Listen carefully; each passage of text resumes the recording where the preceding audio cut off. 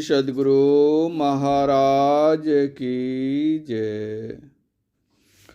संत मत आचार्य पूजपाद महर्षि हरिनंदन परमहंस जी महाराज का प्रवचन।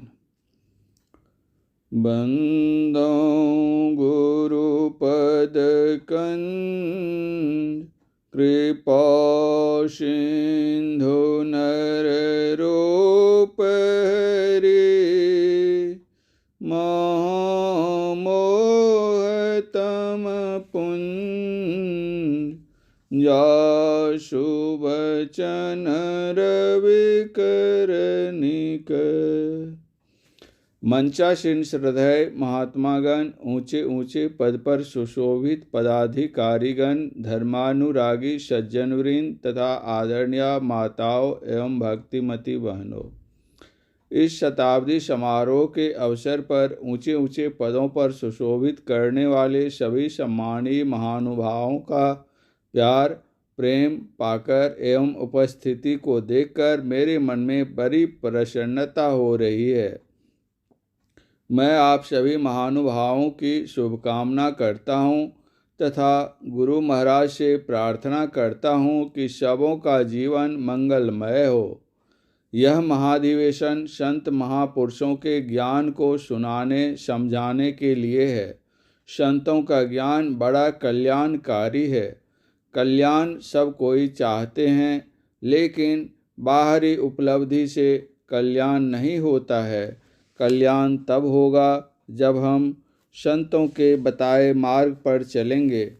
संतों का मार्ग मोक्ष की ओर जाने का है। जैसा कि गोस्वामी तुलसीदास जी महाराज ने कहा है, संत पंथ अपवर्ग कर कामी भव कर पंथ, कहें संत कवि कोविद श्रुति पुराण सदग्रंथ।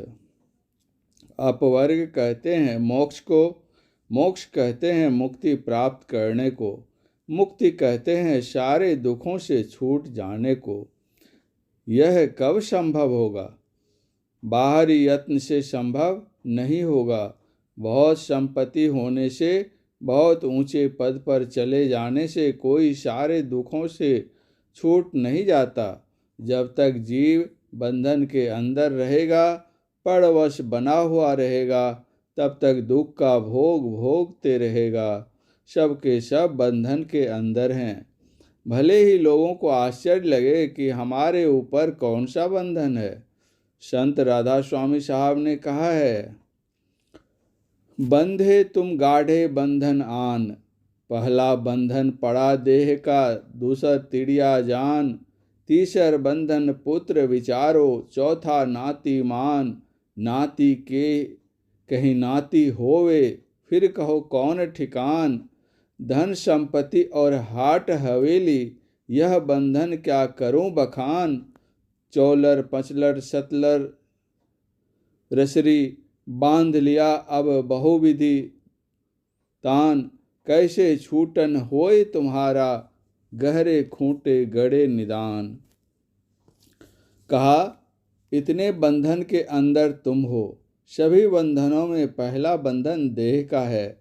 जिस शरीर को कहते हैं कि यह हमारा शरीर है, यह शरीर ही बंधन है, कैद खाना है। हम शरीर रूपी कैद खाने में पड़े हुए हैं। कब इससे हम मुक्त होंगे? यह भेद बतलाने वाले संत सद्गुरु होते हैं। जब संतों की शरण में जाते हैं और उनके बतलाए हुए मार्ग पर चलते हैं, तब बंधनों से मुक्त हो जाते हैं। जब तक बंधन के अंदर हैं, तब तक हम परवश हालत में रहकर दुख का भोग भोगते रहते हैं। तीन तरह के ताप, तीन तरह के दुखों से कोई भी बचकर नहीं रह पाता है।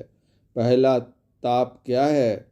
पहला ताप दैहिक ताप है। शरीरधारी को अनेक प्रकार के रोग होते रहते हैं। इन रोगों से बचकर कोई नहीं रह पाता है। रोग किसी को प्रिय नहीं लगता। रोग की हालत में किसी को सुख नहीं होता है, लेकिन यह होता ही है।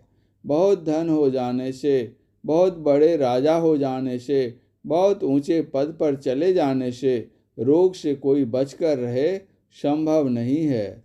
दूसरा दैविक ताप, ईश्वरीय प्रकोप है। इससे भी बचकर लोग रह नहीं पाते। हम देखते हैं बहुत जोरों का भूकंप हो जाते हैं, बड़े बड़े मकान धराशायी हो जाते हैं, उसमें रहने वाले दब जाते हैं। कभी कभी बहुत जोरों की आंधी आती है, बहुत लोग कष्ट में पड़ जाते हैं। कुछ दिन पहले बहुत बड़े बड़े ओला गिरे, जिससे खेती चौपट हो गई। लोगों को बहुत तरह से कष्ट हुआ। कभी कभी बाढ़ आ जाने पर भी लोगों को कष्ट होता है। इसे लोग रोक नहीं पाते। इसे दैविक ताप कहते हैं। तीसरा भौतिक ताप है। एक व्यक्ति से दूसरे व्यक्ति को कष्ट होता ही रहता है। एक व्यक्ति दूसरे व्यक्ति को धन के लोभ में ईर्ष्यावश जान से मार डालते हैं, कष्ट पहुंचा देते हैं। कभी कभी अकारण ही न तो धन का लोभ न ईर्ष्या, फिर भी एक व्यक्ति दूसरे व्यक्ति को कष्ट पहुंचा देते हैं।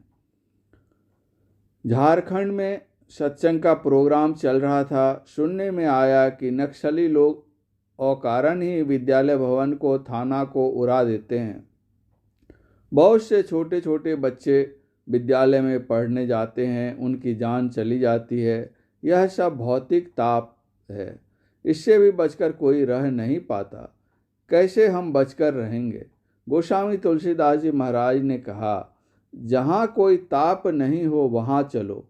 उनकी वाणी में है, दैहिक दैविक भौतिक तापा, राम राज्य नहीं काहू ही व्यापा। ये तीनों तरह के ताप राम परमात्मा के राज में नहीं होते। राम परमात्मा का राज्य कहाँ है? संसार के लोग समझाते हैं कि त्रेता युग में भगवान श्री राम का अवतरण अयोध्या में हुआ था, वही राम राज्य है। अवश्य उस राम राज्य की बड़ी सराहना होती है। उस राम के राज्य में सभी लोग बहुत सुखी थे, लेकिन यह नहीं कहा जा सकता कि वहाँ के लोग तीनों तरह के तापों से मुक्त थे। भगवान श्री राम को भी 14 वर्षों तक जंगल का कष्ट भोगना पड़ा। उनका वियोग हो जाने के कारण उनके पिता महाराज दशरथ को शरीर त्यागना पड़ा। सीता जी के अपहरण हो जाने पर भगवान श्री राम को कष्ट हुआ। अनेक अवसरों पर अनेक तरह से लोगों को बहुत से कष्ट हुए। यह नहीं कहा जा सकता कि उनके समय में लोग त्रैतापों से मुक्त थे। इस प्रवचन का शेष भाग अगले प्रवचन पाठ में। श्री सद्गुरु महाराज की जय।